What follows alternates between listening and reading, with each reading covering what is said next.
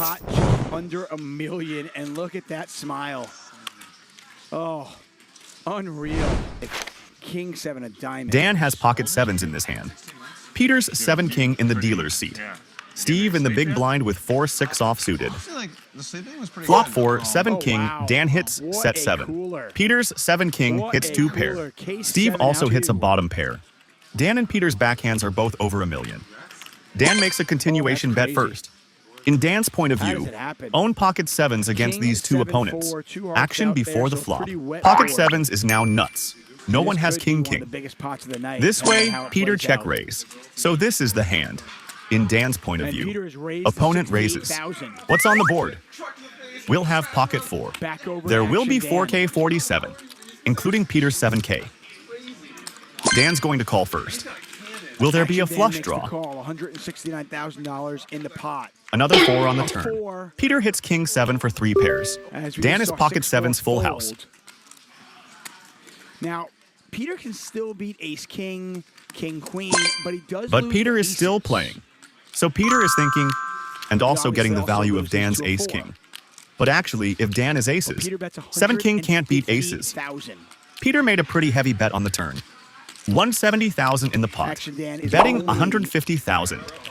That's one hell of a hand for a dealer to deal. Let's take a look. Does Dan want to think about doing a check raise here? Bigger pots. Dan's still calling. Considering a check raise on the river? $469,000 in the pot. Here's the river. The result was a king of hearts on the river, the ancient Greek god of the full house. Here we go again. Dan is still checking in front in this hand. Here's the check, so it's not an ambush, because now pocket 7 he's really not very big. How much value will he hit on the river? Can Dan fold on the river? We talked about this hand on the flop. If we say that the flopped, Dan thinks Peter has some showdown hands to raise with. Then 4-7 king. It's like there's no offsuited combinations. 3-7 on the board, and then 4 is a diamond, which means that 4-7 has no suited combination. And 7-king only has a unique combination of diamonds. And then pocket 4, it's 2 black 4s.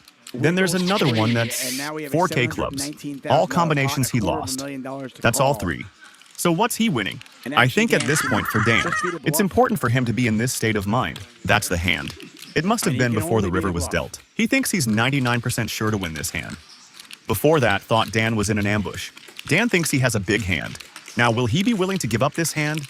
Can he convince himself on the river? I'm still lying to myself. It's possible that Peter actually made a flush hand. But in fact, the river king of hearts was dealt. It's also disgusting, because Peter doesn't have the pairs hearing flush draw. And he's going to get paid. Eventually, Dan called this hand. Dan has the same look on his face that Tom had earlier. Who am I? Where am I? What's going on? Showing off your pocket 7. A hand of super cooler. Dan meets Peter on his own field again. Peter sends him straight underwater. Frown. What the hell is going on with this hand?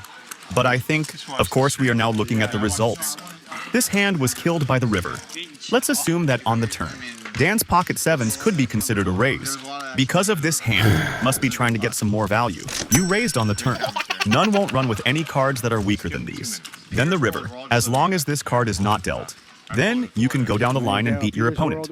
Let's say scenting out king, maybe also relatively more aware of opponent's range.